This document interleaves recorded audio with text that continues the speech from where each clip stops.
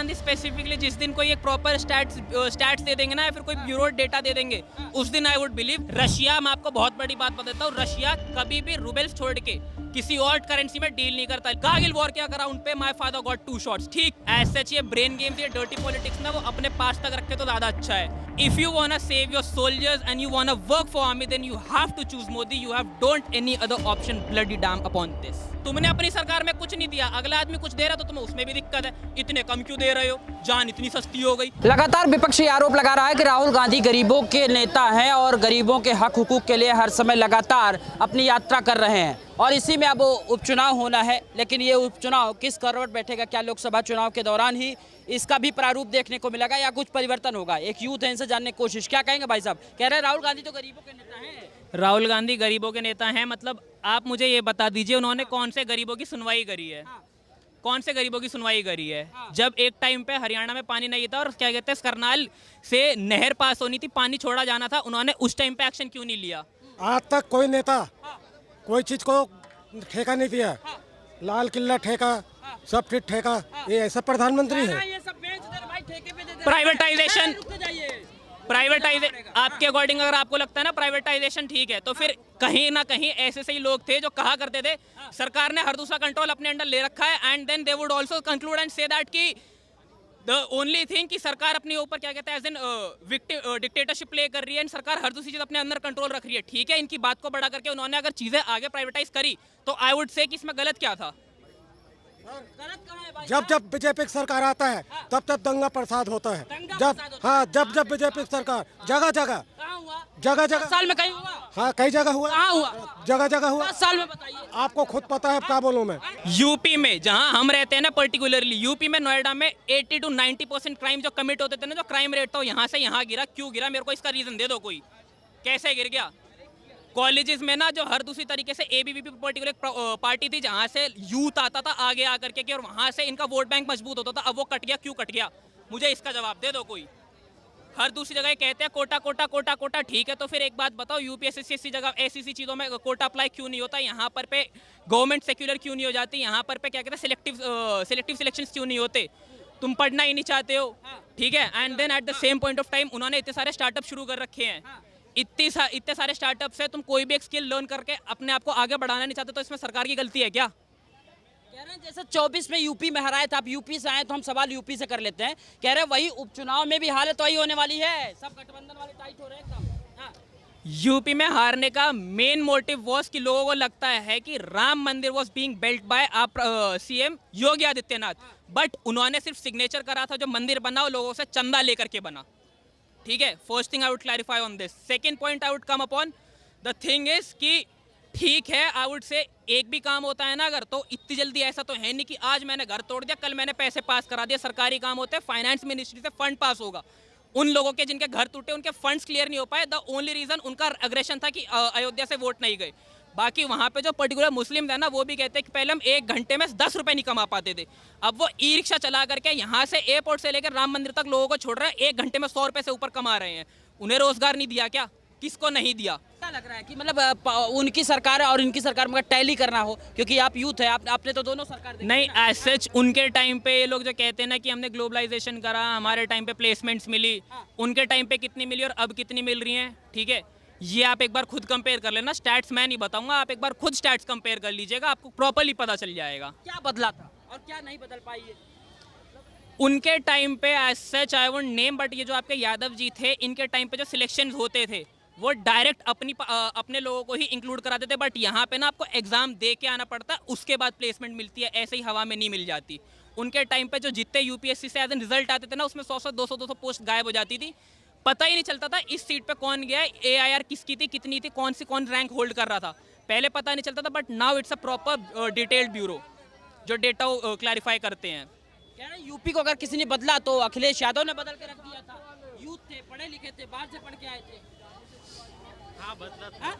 क्या बदला था? सारी मस्जिदों के जमीन अधिग्रहण किया, बाकी कुछ नहीं किया। जमीन अधिग्रहण करके जगह जगह दंगे करवाए, बाकी ऐसा मुझे नहीं लगता। आई थिंक वहाँ से कोई हुआ हो। आपको नहीं और हाँ, यूपी और बिहार में हम जाने से कतराते थे, कहते थे कि यूपी में चैन स्कैनिंग हो जाएगा या लूटपाट हो जाएगी। जब ट्रेन में जनरल डब्बे में हम घुसते थे तो ऐसा लगता था कि हम शायद ही हम सफ़र कर पाएंगे, लेकिन जब मुझे लगा कि आई थिंक अब मैं वहाँ से बिहार से आ रहा हूँ, तो डिब्रूगढ़ से मैं बैठा तो मुझे ऐसा कुछ भी नहीं लगा कि नहीं तो रेल में मैं इतना सारा भीड़, ना कोई सफाई और ये सारा। अब मुझे लगता है कि आई थिंक सरकार अच्छा काम कर रही है, और मोदी जी जब रशियन में गए वहाँ पर फ्रांस में जो उसका उनका स्वागत हुआ, इस तरह से बेस्ट है। कह रहे हैं लेकिन मोदी जी तो सिर्फ विदेश घूमने में लगे हैं, देश की समस्या तो देख ही नहीं पा रहे। देश समस्या के लिए विपक्ष का नेता राहुल गांधी खोज रहा है। हाँ, विदेशों में जब पहुंच होगी, अगर एक बड़ा नेता होता है वहाँ तक, पहले तो कोई नहीं पहुंच पाता था। मनमोहन सिंह जी के टाइम पे ना भले से ही उन्होंने इंडियन अप्रेजल में 1991 में LPG लिबरलाइजेशन, प्राइवेटाइजेशन, ग्लोबलाइजेशन ला के खड़ा कर दिया था, लेकिन इंडिया के पीएम्स को इस लेवल पे रिस्पेक्ट मिल रही थी क्या पहले जो अब मिल रही है? रशिया, मैं आपको बहुत बड़ी बात बताता हूँ, रशिया कभी भी रूबल्स छोड़ के किसी और करेंसी में डील नहीं करता, लेकिन यहाँ पे पहली बार रशिया इंडियन करेंसी लेकर के, रूपी लेकर के, हमसे रूपी लेके हमें ही वापस कर रहा है। क्या हमारे लिए प्राउड मोमेंट नहीं है कि हमें पहले रुपी को डॉलर में कन्वर्ट नहीं करवाना पड़ रहा, उसके बाद डॉलर लेकर के रशिया के पास से ज़्यादा डील करना पड़ रहा है, डायरेक्टली हम अपने INR दे रहे हैं। इस don't you think this is the achievement? नहीं तो यू वुड खुद मतलब अपने एंड पे सोचना कि रशिया, वुड यू थिंक कि किसी अपनी ऐसी करेंसी चूज करेगा जो बहुत ज़्यादा डिवैल्यूड थी? कह रहे कि ये जो तानाशाही है, बैसाखी की सरकार अब गिर जाएगी, और ये मैसेज जैसे 24 में मिला अब उपचुनाव में भी मिल जाएगा। See, there is a dirty politics going on. I won't comment upon this, but the thing is, I would clarify. If you wanna save your soldiers and you wanna work for army, then you have to choose Modi. You don't any other option. Bloody damn upon this. वही soldier तो आवाज उठा रहे हैं, कह रहे हैं कि ये कौन सा सोल्जर कह रहा है? कौन सा सोल्जर कह रहा है? राहुल गांधी ने मिल लिया और उन्होंने अपनी साइड से स्टेटमेंट दे दी, बिना सोल्जर्स का इंटरव्यू करवाया, प्रॉपर्ली वीडियो लॉन्च हुई। I don't think as such launch हुआ था। I belong from a army family background. I'm having a army background. ठीक है? So I'm saying it. In सन 2001 and 2002, Kargil war के around पे my father got 2 shots. ठीक? Now can you say कि same point of time पे अगर अब किसी इंडियन सोल्जर को शॉट लगता है तो फिर क्या उसके लिए इंडिया रिटेलिएट नहीं करता? Sarabjit, I would again raise this point. Sarabjit पानी में बह के चला गया and we even got his ashes. उसकी अस्थियां तक नहीं मिले। वहीं अभिनंदन, he landed in Pakistan in no man land and he was brought in India alive, that too on his legs. Don't you think this is a proud moment for us? आपको क्या लग रहा है कि मतलब मोदी जी के शासनकाल में मतलब सैनिक क्षमता है वो हमारी बढ़ी है? Of course. MiG-21, bison MiG-21 कब से यूज हो रहा था? इंडिया को राफेल की कब से जरूरत थी? वो किनके शासनकाल में आया, मैं बताना ही नहीं। राफेल पे भी तो बहुत सारे आरोप लगे हैं भाई साहब। आप क्लैरिफाई कर दीजिए कौन से आरोप लगे हैं। बार-बार कहते रहे राफेल। अरे क्या बताइए हमको। अरे राहुल गांधी जी के कह देने से हो जाता है क्या? कौन से विपक्ष के नेता है? तो फिर बताओ उन्होंने कौन से आरोप लगाए। मैं तो यहीं खड़ा हूँ, मैं सुनने के लिए तैयार हूँ। As a Indian youth I am ready to hear and listen. I will clarify each and every doubt. अरे मोदी यूथ के साथ खड़े ही नहीं है, यूथ के बारे में सोच ही नहीं रहे, वैकेंसी नहीं कौन सा यूथ ऐसा है जो कह रहा है? कौन सा यूथ ऐसा है जो कह रहा है? राहुल गांधी कह रहे हैं कि हमारे पास हम जा रहे हैं यात्रा के दौरान लोगों से मिलने। राहुल गांधी स्पेसिफिकली जिस दिन कोई एक प्रॉपर स्टैट्स दे देंगे ना, या फिर कोई ब्यूरो डेटा दे देंगे, उस दिन आई वुड बिलीव। बट बाकी मैं आपको अभी गूगल करके दिखा देता हूँ। SSC की कितनी पोस्ट क्लास 10th के लिए निकली हुई है, 12th के लिए निकली हुई है, किस किस लेवल पे निकली है, मैं दिखा सकता हूँ। अप्लाई करने वाले होने चाहिए। लेकिन वो तो ये भी कहता है ना कि मैं आऊंगा तो अग्निवीर खत्म कर दूंगा। ठीक रहेगा क्या? आप तो आर्मी बैकग्राउंड से आ रहे हैं, आपके फैमिली के लोग हैं आर्मी में, तो बहुत अटैचमेंट आपका ज्यादा होगा आपके हिसाब से। अग्निवीर से selected Indian army soldiers, don't you think कि वो आपको क्या लगता है कि वो केपेबल नहीं है? आपको क्या लगता है कि अग्निवीर से तहत जो एक सोल्जर गया वो केपेबल नहीं है? मैं आपसे पूछ रहा हूँ, आपके अकॉर्डिंग मतलब इंसान अपना प्रॉपर 6 फुट का बॉडी मेंटेन कर रहा है, अपने आप को प्रॉपर मेंटेन कर रहा है, रनिंग कर रहा है, ठीक है, उसके बाद वो प्रॉपर एक सोल्जर फॉर्म में है, वो प्रॉपर डिसिप्लिन्ड है, उसके बाद अगर वो अग्निवीर से जा रहा है तो फिर क्या मतलब आप उसे सोल्जर कंसिडर नहीं करेंगे? क्यों खत्म करेंगे? रिक्रूटमेंट खत्म नहीं हो जाएगी? ऐसे तो फिर जो उन्हीं का पॉइंट है, उन्हीं से उनका कॉन्फ्लिक्ट हो जाएगा ये कि अग्निवीर तुम खत्म कर दो, उसके बाद तुम्हारा रोजगार कहाँ चला जाएगा? रिक्रूटमेंट खत्म नहीं हो जाएगी इंडियन आर्मी में? दो जवाब। नहीं, वो ये कह रहे हैं भाई अगर किसी ने मेहनत की, कोई अचीवमेंट लाया और उसको 4 साल बाद दिया, उसके बाद साइड कर दिया, ये कोई बात है क्या?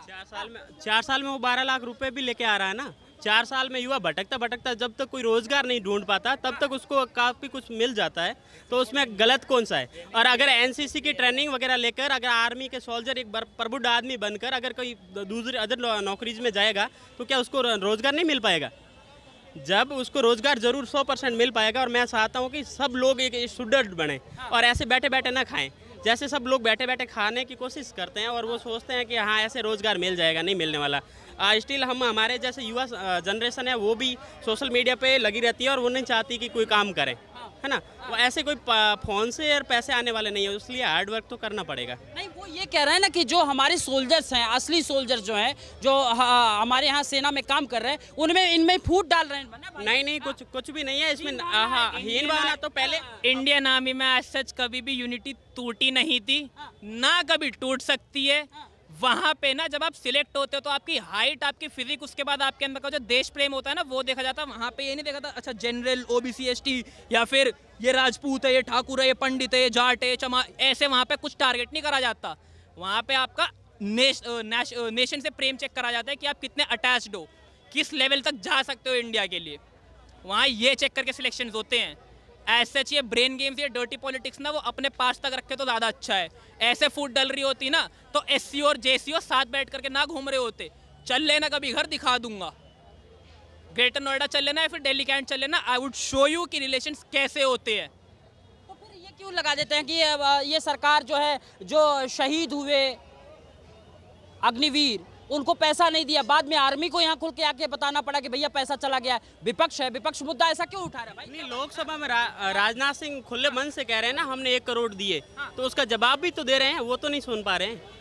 उनको खुले कह रहे हैं कि जब उन्होंने क्वेश्चन किया कि क्या आप शहीदों को क्या दे रहे हैं, तो उन्होंने खुले मन से कहा कि हम 1 करोड़ दे रहे हैं, और शहीद के परिवार का स्टेटमेंट भी आया कि हाँ हमें मिले हैं, तो इसमें क्या दिक्कत है। I would conclude one more statement on this. 26/11 में जैसे आई मेंशन्ड, या फिर उससे पहले भी जितने इंडिया में टेररिस्ट अटैक्स हुए, ठीक है, उस पे किस किस लोगों को कितना कितना मुआवजा मिला, मेरे को इसकी स्टेटमेंट दे देना। और अभी हाथरस में कांड हुआ, उसके लिए भी फाइनेंस फंड अभी इतना इंडिया सोशली या फिर फाइनेंशियली क्राइसिस के चलते इतना फिट नहीं है। Still we are giving 2 lakhs। क्यों? ये नहीं, तुमने अपनी सरकार में कुछ नहीं दिया, अगला आदमी कुछ दे रहा तो तुम्हें उसमें भी दिक्कत है। इतने कम क्यों दे रहे हो? जान इतनी सस्ती हो गई। अरे तुमने अपने टाइम पर दिया था, जो तुम अब वापस बोल रहे हो। तुमने अपने टाइम पर 20-30 लाख दिए हो, तो तुम बोलो ना कि तुम इतने कम क्यों दे रहे हो। हमने अपने शासनकाल में इतने दिए। ऑयल बॉन्ड्स पे आ जाता हूँ। हमारे टाइम पे जी पेट्रोल तो बहुत सस्ता था भैया, तुम्हारे टाइम पे सस्ता था। जो तुम्हारे ऊपर जो कर्जा चढ़ा था ना, तुमने क्लैरिफाई कब करा? उतारा तुमने? उतार दिया था क्या? ऑयल बॉन्ड्स किसने क्लैरिफाई करा? मैं नाम नहीं लूंगा उस पार्टी का, लेकिन सबको पता है कि ऑयल बॉन्ड्स किसके चलते क्लैरिफाई हुए हैं। वापस बीच में भी सऊदी से सप्लाई कट गई थी, ठीक है। ये कनेक्शन जो स्टैब्लिश हुआ ना एमिरेट से, कैसे हुआ है मैं बताऊंगा नहीं, लेकिन पता सबको है।